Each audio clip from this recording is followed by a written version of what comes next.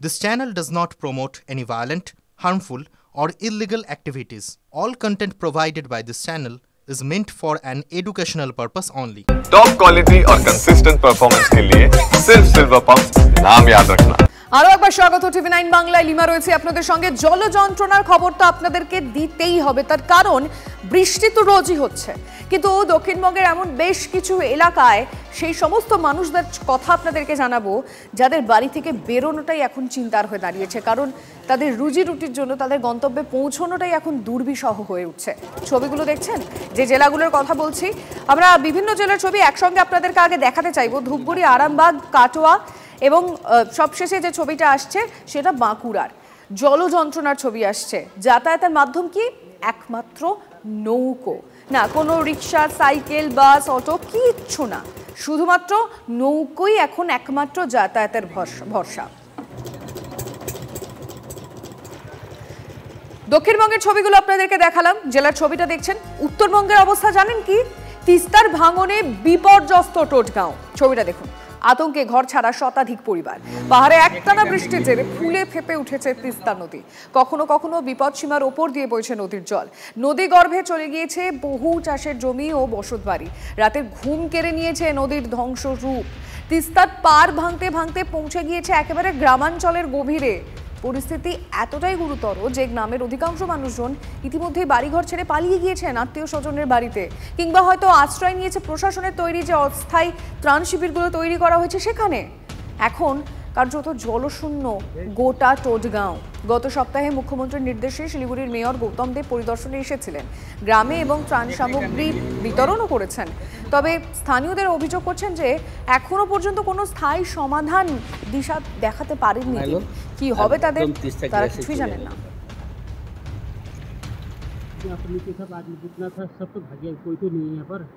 सब जितने पानी आ रहा है, अभी देखो तो कल यहाँ पर नहीं था, अभी तो घर भी तोड़ दिया।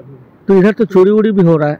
चोरी तो होगा, तो क्यों नहीं होगा? किसी का कॉल सब इधर जितना था कॉल सब उठा के ले गया, कोई नहीं गया, पता ही नहीं चल रहा। तो गांव का आदमी लोग कहाँ गया? सब गांव का आदमी लोग कहाँ है? मसाबड़ी में है, कोई सुंदरी बस्ती में है, कोई कहाँ कहाँ भाड़ा रूम में लेके आ रहा है। बहुत डूब गया। कल तक यहाँ तक पानी नहीं था, आदमी पूरा तो आ गया पानी।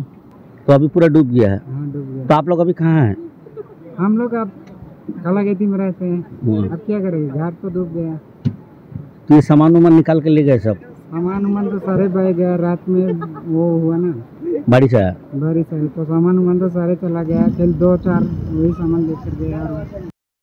পাহাড়ে একটানা বৃষ্টিতে বিপর্যস্ত জনজীবন, ক্ষতিগ্রস্ত বাংলা সিকিম লাইফলাইন 10 নম্বর জাতীয় সড়ক। সেতিঝোড়ার কাছে জাতীয় সড়কে ধস। অবস্থাটা দেখুন, জাতীয় সড়কে অসংখ্য জায়গায় ফাটল দেখা গেছে, ধসে গিয়েছে নদীর বাঁধ। রাস্তার বড় অংশ নদী তিস্তার গর্ভে চলে গেছে। উত্তরবঙ্গের বিভিন্ন এলাকায় প্রবল বৃষ্টিতে বিপর্যস্ত জনজীবন। দুই নদীতেই হলুদ সংকেত জারি করেছে সেচ দফতর। পাহাড় জুড়ে ভূমিধস, প্রবল বৃষ্টির জেরে আবারও বিপর্যস্ত জাতীয় সড়ক। ফিরে এলো সেই ভয়াবহ স্মৃতি। জাতীয় সড়কে কংক্রিটের চাদর কার্যত দুফাক করে দিয়েছে ভূমিধস। আমি দেখাবো, এই ফাটল কিন্তু এগিয়ে যাচ্ছে এভাবে। যে কোনো সময় ফাটলে যে এই অংশটা, আমার ঠিক পাশ দিয়ে এই তিস্তা বইছে আমার বাহাতে, এই গোটা অংশটা কিন্তু যে কোনো সময় বিলীন হয়ে যেতে পারে। গোটা এলাকা জুড়ে কিন্তু বড় যান চলাচল বন্ধ করে দেওয়া হয়েছে। শুধু যেটুকু স্প্যান রয়েছে সেই এলাকা দিয়ে কিছু ছোট গাড়ি চালানো হচ্ছে। এই যত আমরা এগোচ্ছি ততই কিন্তু এই ফাটল চওড়া হচ্ছে, এবং এই যে এলাকাটা দেখে মনে হচ্ছে পিচের আস্তরণ, কিন্তু বাস্তবে তলায় কিছু নেই। এবং এই জায়গাগুলো যদি দেখাই, এই জায়গাগুলোই কিন্তু ভয়াবহ ছবি। এখানে যে জাতীয় সড়ক ছিল, অন্তত এই ছবিটা দেখলে কেউ বলবেন না এই গোটা এলাকা জুড়ে জাতীয় সড়ক এই তিস্তার গর্ভে বিলীন হয়ে গেছে। শুধু এই সেতিঝোড়া নয়, পাহাড় জুড়ে একাধিক এলাকায় এভাবেই ধসের জেরে বিপর্যস্ত সিকিমের লাইফলাইন। এবং যে বাসিন্দারা আছেন বা যে গাড়ির চালকরা আছেন তারা কিন্তু অধীর আগ্রহে অপেক্ষা করছেন কবে রাস্তা খুলবে। তো পরশুদিন মাল খালি করেছে, কালকে কিছুটা রাস্তা ছেড়েছিল গেছে, কিন্তু আমরা পার হতে পারিনি। আজকে দাঁড়িয়ে আছেন? আজকেও দাঁড়িয়ে আছে। আমাদের এখানে মোটামুটি আরো 10 কিলোমিটার আগে গাড়ি দাঁড় করিয়ে দিয়েছে। আমরা ভাঙাটা দেখতে এসেছি যে কি কন্ডিশন। গাড়ি যাবে না এখান দিয়ে, বড় গাড়ি যাবে না। এবার আপনার পিছনেও তো যেতে পারছেন না, পেছনেও যেতে পারছি না। একাধিক ধস, সারা রাস্তাতেই ধস আছে, জায়গায় জায়গায় প্রচুর গাড়ি দাঁড়িয়ে আছে। একদম প্রচুর মানুষ কিন্তু আছেন যারা এই ধসের কারণে বড় গাড়ি যাচ্ছে না, যে কারণে কিন্তু আটকে পড়েছে। ছোট গাড়িতে করে তারা যাওয়ার চেষ্টা করেছেন এবং বড় গাড়ির যে চালক তারা দাঁড়িয়ে আছেন, কারণ এই গোটা রাস্তা জুড়ে একাধিক এলাকায় ধস থাকায় গাড়ি চলাচল বড় গাড়ির ক্ষেত্রে কার্যত এই মুহূর্তে অসম্ভব। যেভাবে এই ছবি দেখা যাচ্ছে, বাস্তবে এই এলাকায় এই রাস্তা আদৌ থাকবে কিনা সেই প্রশ্নটা কিন্তু আবারও সামনে আসছে। ক্যামেরায় দীপায়ন সাহার সঙ্গে প্রসেনজিৎ চৌধুরী, TV9 বাংলা, সেতিজোড়া। এক কথায় ভয়ানক ছবি দেখলাম উত্তরবঙ্গের। উত্তরের পরিস্থিতি দেখলেন, কিন্তু দক্ষিণবঙ্গে আমি আবারও ফিরছি, তার কারণ দক্ষিণবঙ্গের সব থেকে যে জায়গায় জলযন্ত্রণার ছবিটা প্রতি বছর মানে ফি বছর ফিরে ফিরেই চলে আসে, সেটা হচ্ছে ঘাটাল। আমাদের রিপোর্টার অসীম তো রয়েছে, তার আগে ছবিটা একবার চটকট আপনাদেরকে দেখিয়ে নিই। দেখুন, এখানে যাতায়াতের একমাত্র ভরসা হয়ে দাঁড়িয়েছে শুধুমাত্রই নৌকো। মানে ঘরবাড়ি প্রতি বছরের মতো এই বছরও ম্যাক্সিমাম ক্ষেত্রে কিন্তু জলের তলায় চলে গিয়েছে। একটু কথা বলার চেষ্টা করি, আমাদের রিপোর্টার অসীম একেবারে ঘাটাল থেকে সেখানকার পরিস্থিতি, সেখানকার মানুষজনের কথা তুলে ধরবেন। অসীম,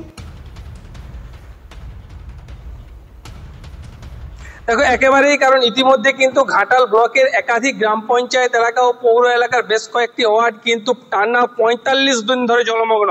দেখো সেই জলমগ্ন হওয়ার কারণে কিন্তু একমাত্র যোগাযোগের মাধ্যম ডিঙি বা নৌকোয় করে কিন্তু মানুষকে যোগাযোগ করতে হচ্ছে। দেখো আরেকটা যে বিষয় তোমাকে যেটা জানিয়ে রাখি, যে এর ফলেই কিন্তু এই এলাকার যে কৃষি প্রধান এলাকার যে সমস্ত মানুষরা দিন আনা দিন খাওয়া মানুষ, তারা কিন্তু চরম সমস্যায় পড়েছে। কারণ তারা যেটা বলছে যে এর ফলে কাজকর্ম একদম বন্ধ, ব্যবসা বাণিজ্য বন্ধ। তারা বলছেন যে সরকার প্রশাসনের আধিকারিকরা যেই যা বলুক, তারা চাইছে জল যন্ত্রণা থেকে মুক্তি। তারা বলছে জল আসলেই শুধু নেতারা মাস্টার প্ল্যানের যে প্রতিশ্রুতি দেয় সেটা শুধুমাত্র প্রতিশ্রুতি মাত্র। তারা যেটা বলছেন যে কাজের কাজ কিছু হয়নি, শুধুমাত্র ভোট বাড়ানোর জন্য, ভোটের সময় ভোট বাড়ানোর জন্য তারা এই প্রতিশ্রুতি দেয়। তবে ইতিমধ্যে যেটা জানা যাচ্ছে যে একাধিক কিন্তু নেতা মন্ত্রী এসেছেন, কাল আসতে পারেন এমনই জানাচ্ছেন মুখ্যমন্ত্রী, কিন্তু এতেও কিন্তু খুশি নয় ঘাটালের মানুষজন। তারা বলছে তারা আসছে, দেখছে, চলে যাচ্ছে, এতে আমাদের লাভ কি হচ্ছে? আমরা চাই জল যন্ত্রণাতে মুক্তি। কিন্তু অন্যান্য বছরের তুলনায় এবছরের টানা যে বন্যা, সেই টানা বন্যায় একেবারেই কিন্তু মানুষ চরম সমস্যায় পড়েছে। এক কথায় কিছুদিনের মধ্যে দিন আনা দিন খাওয়া মানুষজন, তারা যেটা বলছে তারা আর্থিক একটা অনটনে পড়বে। বিভিন্ন এলাকায় কিন্তু পানীয় জলের সমস্যা। অসীম, প্রতি বছর তাদের এই সমস্যার সম্মুখীন হতে হয়, এখনো পর্যন্ত কোনো সমাধান সূত্র সামনে আসছে না। জলের জন্য তো আমাদের খুবই সমস্যা হচ্ছে। এখানে প্রায় 45 দিনের মতো 50 দিনের মতো ডুবে রয়েছে, একটানা হয়ে আছে। যাতায়াত বলতে নৌকাতে আসা হচ্ছে। যত দিন যাচ্ছে কি ধরনের সমস্যায় পড়ছে? সমস্যা খাওয়া দাওয়া দিয়ে সমস্যা, জল ফল পাচ্ছি না, কিছু না। ডুবে গেছে, পরীক্ষা হতো কাল থেকে হতো, বন্ধ হয়ে গেছে। কতদিন তোমাদের এখানটা এভাবে বন্যায় ডুবে আছে? এই 1-1.5 মাস। 1.5 মাস ডুবে আছে। তাহলে এখন যাতায়াত কিভাবে? আগে তো সাইকেলে আরে যেতে। হ্যাঁ, এখন নৌকা যাবো যে, এখন স্কুল ডুবে গেছে, স্কুলে পরীক্ষা কি করে করব? তাহলে এখন কোথাও গেলে নৌকোর জন্য অপেক্ষা থাকতে। মূলত ঘাটাল পৌরসভার 12টি ওয়ার্ডের বেশ কিছু অংশ এবং ঘাটালের 10টি পঞ্চায়েতের বেশ কিছু অংশ কিন্তু জলপ্লাবিত হয়ে থাকছে দীর্ঘদিন ধরে। কিছু জায়গাতে জল নামছে, আবার জল উঠছে, কিন্তু জলের যে মাত্রা সেটা কিন্তু মোরাললেস এক জায়গাতেই রয়েছে এইসব জায়গা। সরকারিভাবে কিছু নৌকা দেওয়া হয়েছে। ঘাটাল ব্লকে 25টি নৌকা দেওয়া হয়েছে, ঘাটাল মিউনিসিপ্যালিটিতে 12টি নৌকা এবং ঘাটাল মিউনিসিপ্যালিটিতে PWD 4টি নৌকা আরও দিয়েছেন। তার সঙ্গে সঙ্গে নারাজল এবং রাজনগরে 5টি নৌকা, এরকম নৌকা দেওয়া রয়েছে। আর আমাদের কাছে প্রায় 9টি স্পিড বোট রয়েছে বিভিন্ন সংস্থার, সেগুলি আমরা ব্যবহার করছি বিভিন্ন কাজে। জল একটু আস্তে আস্তে বাড়ছে, তবে এরপরে যদি ভারী বৃষ্টি হয় তাহলে কিন্তু খারাপ জায়গায় যেতে পারে।